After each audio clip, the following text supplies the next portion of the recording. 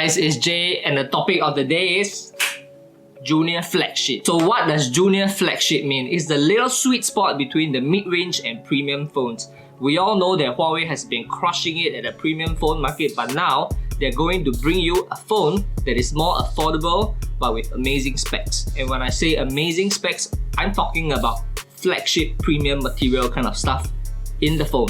So Huawei sent over this phone a few days before the announcement, so this is not a retail set. We only have the phone and the charger inside, so let's just take a look at the phone right now. So the one I received is the Crushed Blue edition.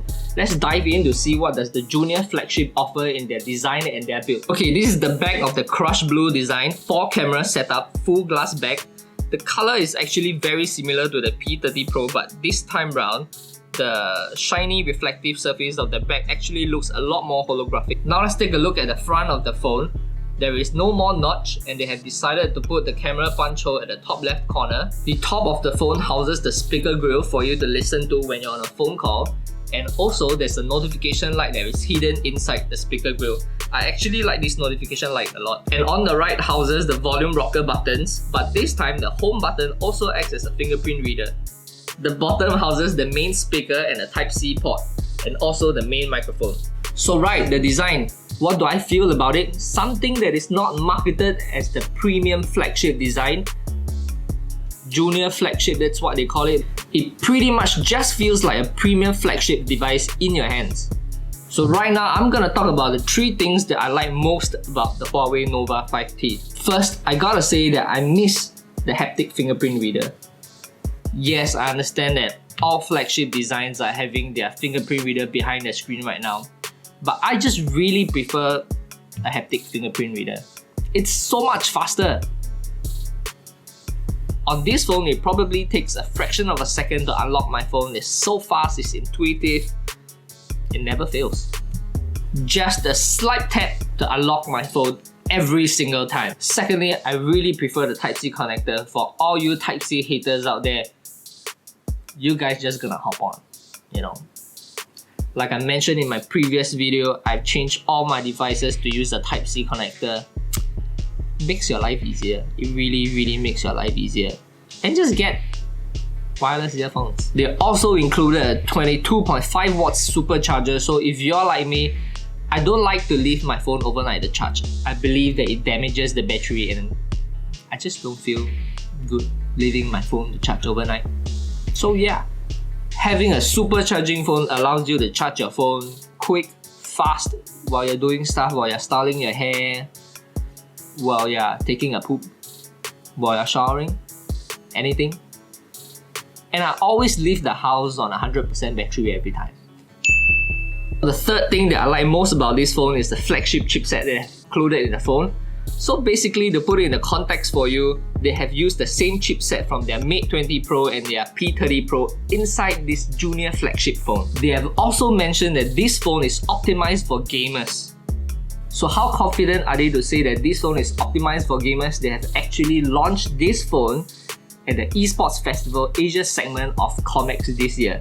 This phone is optimized to give you a faster and smoother experience when you're playing games on this device. Some games that they have optimized this device for includes the likes of PUBG, Brawl Stars, and even Mobile Legends. So for all you guys playing these games, you're in for a treat. So you're gonna admit that you have actually noticed something that's been happening around recently. Whenever you're at a group setting, whenever somebody wants to take a group photo or a photo of a nice place, somebody will very likely to ask this question: who has a Huawei phone? So how do you know that you're gonna receive a nice photo in your group chat with your friends later?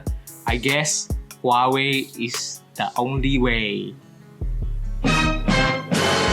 So now let's take a look at the 4 camera setup that we have this time around for this Nova 5T. 16 megapixel ultra wide lens, a 48 megapixel high definition lens as your main camera, a 2 megapixel bokeh lens, and a 2 megapixel macro lens.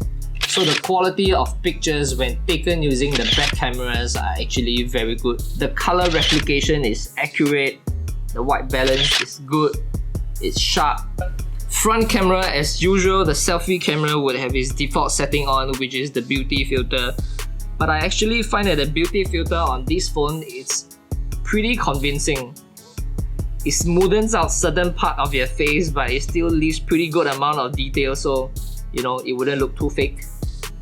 Try and turn the beauty effect off, and yeah, you can see more details, you can see the wrinkles, you can see more pores, but I still think it's a very sharp photo. Yeah, your selfies are gonna turn out great on this phone. So for those of you who don't know, I'm actually using this phone as my daily driver now. I switched my SIM card inside. I don't have a second phone. I'm not using this as a spare phone or anything. This is actually my main phone and the only phone that I'm using. Over the next few weeks, I'll be doing an extra video to show you guys more about the photos that I've taken. They have expended so much effort to put 4 cameras on this phone. It's 4 super good cameras. They are all AI powered, so I guess they pretty much got you covered near, far, and wherever you are. So right now we're gonna test out the audio and see how the speakers perform on this phone.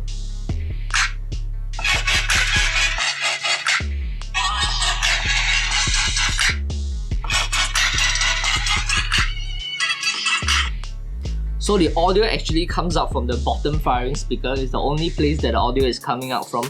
No front facing speakers unfortunately, but the speaker still does a good job.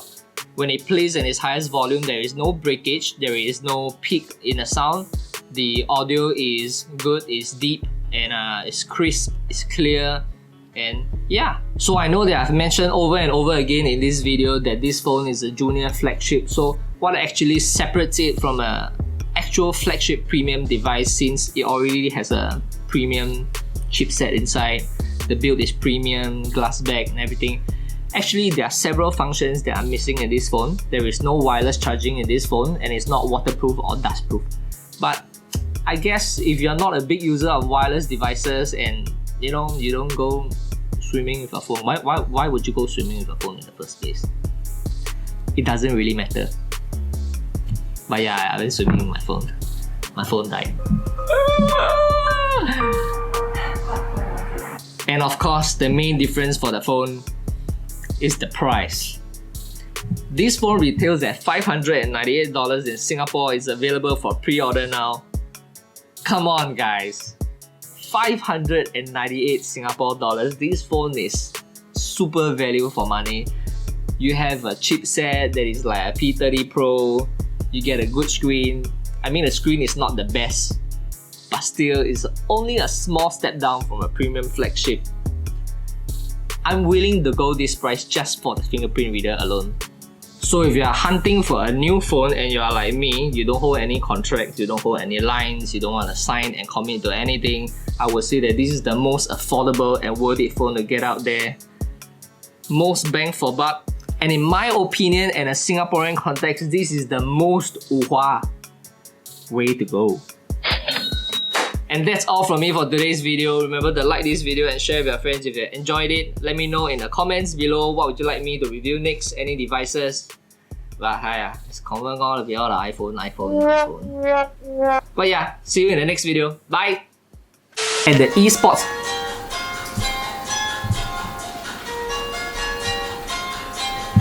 Mother.